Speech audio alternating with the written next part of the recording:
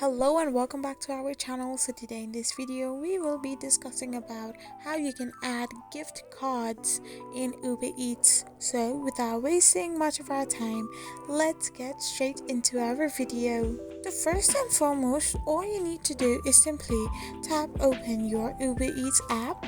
So once you open your Uber Eats app, you will end up in this kind of interface where all you need to do is simply tap on an order that you want to add to your cart. So once you tap on it, simply tap on view cart, and after you do so, you will end up in this page. So simply hit on the go to checkout option. So once you tap on go to checkout, you will end up in this page. So tap on add payment method and select gift card.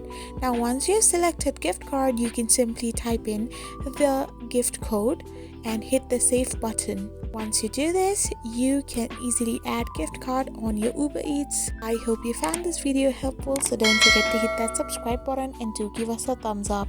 We will be back again with these informative videos.